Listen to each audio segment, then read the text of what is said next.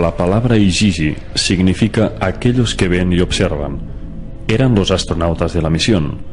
Los Ijiji permanecían en el espacio en espera de recibir el oro y lo embarcaban en naves con destino a su planeta Nibiru. Había un total de 300 Ijijis orbitando la Tierra. El investigador ruso Zechariy Sitchin se dio cuenta de que todas esas ciudades estaban estratégicamente configuradas como centros para recibir lo que podríamos llamar transbordadores espaciales. Solamente observando desde el cielo, todo aquello empezaba a cobrar sentido. Dispuso un mapa de la región y empezó a marcar círculos concéntricos alrededor de esas ciudades. Luego trazó 3 líneas, dentro de las cuales se enmarcaban las 7 ciudades perfectamente simétricas. Todas ellas, sin excepción, formaban una ruta en línea recta, como una flecha, y todas confluían en una línea central, que es donde estaba situado Sipar, precisamente el puerto espacial donde había una pista de aterrizaje. Esta parece ser una evidencia difícil de rebatir, puesto que estas localizaciones parecen regirse por una geometría matemática que va más allá de las leyes de la casualidad. Las tensiones entre Enlil y Enki se agravaron cuando su medio hermana Ninhursag, la oficial médico en jefe, fue enviada a la Tierra para ayudar en los centros operativos. Ninhursag intentó seducir a sus 2 hermanos con el claro propósito de seguir las reglas de sucesión. Si uno de ellos le daba un hijo, heredaría el trono. Tanto Enlil como Enki mantuvieron relaciones con Ninhursag en varios intervalos de tiempo, y ésta les dio varios hijos a ambos.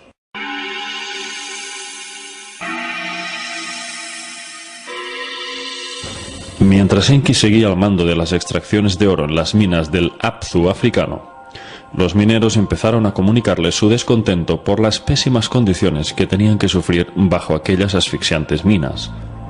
Nosotros somos astronautas, no mineros esclavos, se quejaron una y otra vez. Cuando Enlil acudió a las minas en una inspección rutinaria, estalló la revuelta. Los mineros Anunnaki organizaron un motín, quemaron sus herramientas y se dirigieron en tropel hacia la casa de Enlil. Se desató una violenta reprimenda y todos gritaron que ya no volverían a las minas.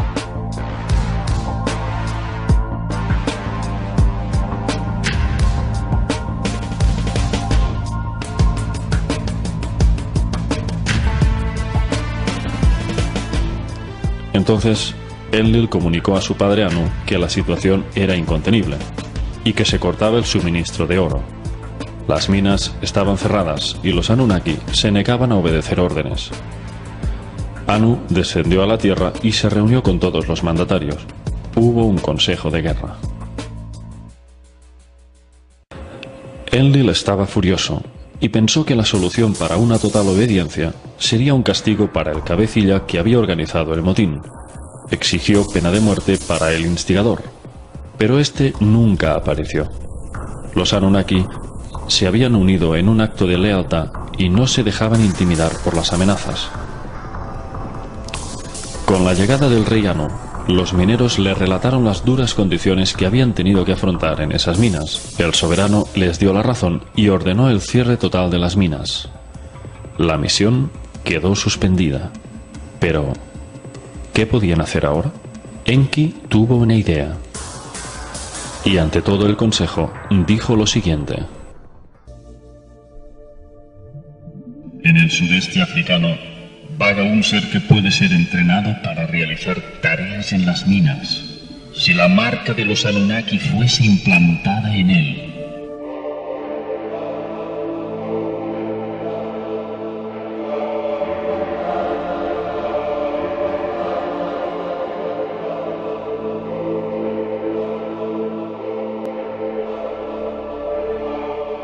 Enki se estaba refiriendo al Homo erectus.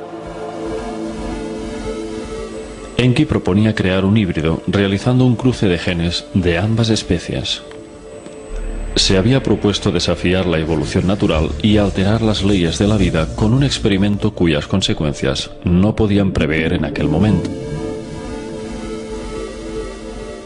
Debido a que la situación requería un plan inmediato, el Consejo aprobó la idea y le dijo a Enki: Crea un Lulu y deja que sufra el yugo de los Anunnaki.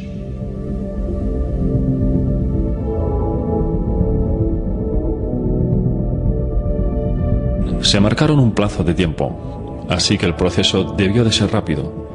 Con la intervención de Ninhursag y sus elevados conocimientos como genetista, se puso a trabajar al lado de su hermano Enki.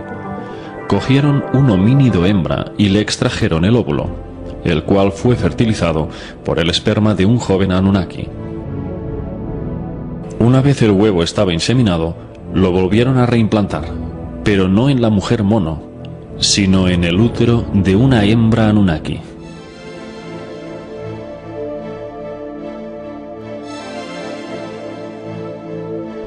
Cuando surgió la criatura, Ninhursag la cogió en brazos y la alzó en el aire exclamando: Lo he creado, mis manos lo han hecho.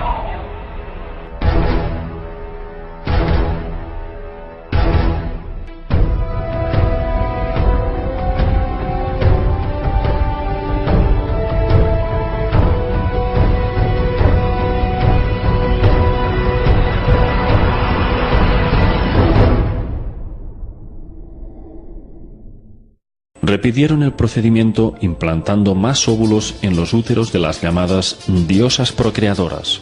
Lo hacían en fases de 14 inseminaciones y cada vez les procuraban 7 machos y 7 hembras.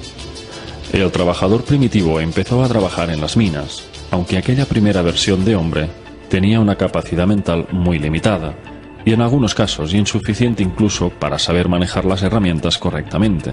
Además, no tenía la capacidad para reproducirse y sus vidas eran muy cortas, en comparación a los Anunnaki, que tomaban un misterioso alimento de la vida que les permitía vivir periodos extremadamente largos. Enki decidió mejorar su experimento y se encerró en los laboratorios biológicos de Eridu para perfeccionar al Homo sapiens y hacerlo más listo y más longevo. Esta vez, Enki usó su propio esperma y creó a un nuevo ser. Lo llamó Adapa. Era un hombre con mayores habilidades que los anteriores híbridos, mucho más inteligente, pero dotado además de la capacidad para reproducirse. Aquello fue un insulto para Enlil, pues consideraba que Enki había violado todas las leyes, ya que se le había autorizado para crear esclavos de mano de obra, no seres capaces de procrearse. Enlil no podía soportar la idea de que el hombre pudiera algún día llegar a ser demasiado numeroso y terminara por ser una amenaza para ellos. Una vez que Anu fue informado de la nueva creación de Enki, se levantó del trono y gritó: «Dejad que me traigan a Adapa ante mí».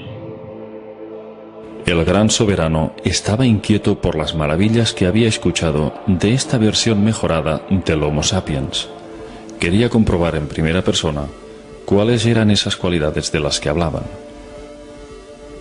Una nave espacial estaba dispuesta para embarcar a Adapa hacia Nibiru, pero antes del viaje, Enki tuvo miedo de que intentaran exterminar a su criatura y le advirtió con estas palabras: Adapa, tú irás ante la presencia de Anu, el gobernante.